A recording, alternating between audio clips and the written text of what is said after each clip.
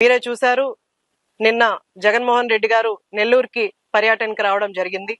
ఒక మహిళా శాసనసభ్యురాలు గురించి వ్యక్తిగత విమర్శలు చేసిన వాళ్ళని పరామర్శించడానికి ఇవాళ నెల్లూరు దాకా వచ్చి వాళ్ళని పరామర్శించడం జరిగింది.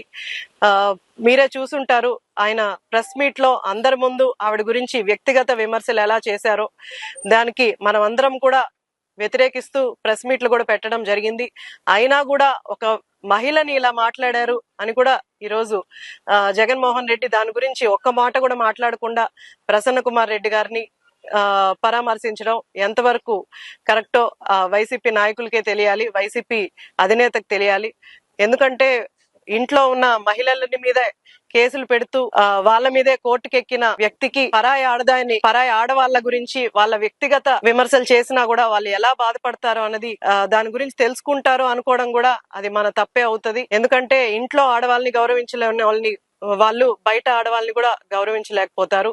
అది మనం ఈ రోజు ప్రత్యక్షంగా చూస్తున్నాం. అలాగే ఎవరికైతే మామిడి తోటలు ఉండి వాళ్ళు బాగా ఇబ్బందులు పడుతూ రైతులు దాన్ని సేల్ చేసుకోవడానికి ఇబ్బంది పడుతుంటే మన ముఖ్యమంత్రి శ్రీ నారా చంద్రబాబు నాయుడు గారు అటు కంపెనీల ద్వారా అటు మన ప్రభుత్వం ద్వారా కూడా సహాయపడుతూ వాళ్ళని ముందుకు తీసుకెళ్తుంటే ఈ రోజు ఆయన ప్రచారానికి వచ్చినప్పుడు ఆ మామిడికాయలు రోడ్డు మీదే వేసి తొక్కిన పరిస్థితి మనం చూసాం. కానీ ధరలు లేక రైతులు మామిడికాయలు అక్కడ వేశారు అన్నది అసత్యాలను కూడా జనాల్లోకి తీసుకెళ్తున్నారు. మనం చేసే కార్యక్రమాలు ఏవైతే సూపర్ 6 లో భాగంగా మనం చెప్పామో అవన్నీ కూడా మనం నెరవేర్చుకుంటూ వస్తుంటే ఇప్పుడు బాబు షూరిటీ మోసం గ్యారంటీ అని మీటింగ్స్ పెట్టి ప్రజల్లోకి అసత్యాలని తీసుకెళ్లే ప్రయత్నం కూడా చేస్తున్నారు. కానీ అవన్నీ అసత్యాలని రాష్ట్ర ప్రజలందరూ కూడా చూస్తున్నారు.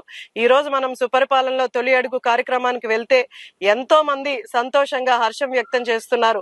మాకు తల్లికి వందనం పడింది, మాకు 4,000 రూపాయలు ప్రతి నెల 1వ తారీఖు ఇస్తున్నారని.